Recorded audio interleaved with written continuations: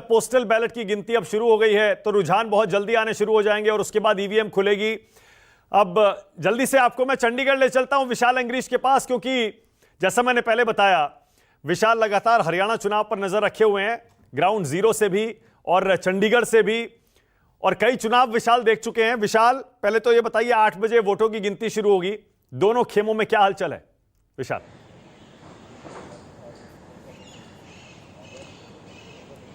देखिए मानक, दोनों खेमों में पूरी जिज्ञासा भी है और आशा भी है, क्योंकि कुछ ही मिनटों में जो काउंटिंग का काउंटडाउन शुरू हो जाएगा और अभी जो बनाए गए हैं काउंटिंग सेंटर बनाए गए हैं उनमें ईवीएम भी पहुंचनी शुरू हो जाएंगी और वहीं पर जो बैलेट पेपर हैं वो भी, जो पोस्टल बैलेट हैं वो भी पहुंचने शुरू हो जाएंगे। और रही बात कांग्रेस की, तो कांग्रेस के खेमे में काफ़ी उत्साह है, जिस तरह से रुझान आए हैं और रुझानों के चलते ही पूर्व मुख्यमंत्री भूपेंद्र सिंह हुड्डा की चाहे वो दिल्ली वाली रहायश हो, चंडीगढ़ वाली रहायश हो, या फिर रोहतक वाली रहायश हो, वहां पर धीरे धीरे जमावड़ा लगना शुरू हो गया है। और इसी तरह नायब सिंह सैनी ने जिस तरह से दावा कर दिया था कि पूरी की पूरी जो व्यवस्था है व्यवस्था कर ली गई है और किसी भी तरह से बीजेपी तीसरी बार सरकार बनाने जा रही है, ऐसा ही कल जो बीजेपी के प्रदेश अध्यक्ष मोहनलाल बड़ौली ने भी दावा कर दिया था। लेकिन कहीं ना कहीं जो पर्दे के पीछे का मानक खेल है वो लगातार ही जारी है।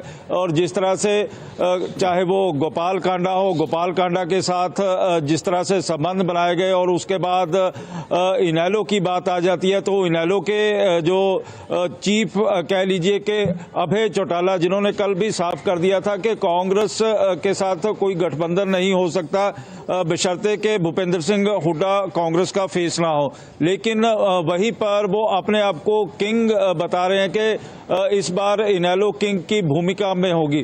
बेशक जो एग्जिट पोल है, एग्जिट पोल कुछ और इशारा कर रहे हैं, लेकिन जिस तरह से लालों के परिवार हैं, चाहे वो देवीलाल का परिवार हो, बंसीलाल का परिवार हो या फिर भजन लाल का परिवार हो, हर परिवार की जो इज्जत है वो दांव के ऊपर लगी हुई है।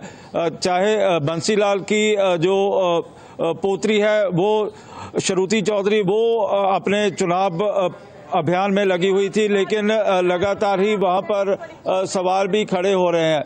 लेकिन इसी तरह चौधरी भजनलाल का परिवार है, चौधरी भजनलाल के परिवार में 2 लोग इस समय चुनाव लड़ रहे हैं, भव्य बिश्नोई हैं, इसी तरह उनके चाचा जहां से पंचकुला से चुनाव लड़ रहे हैं।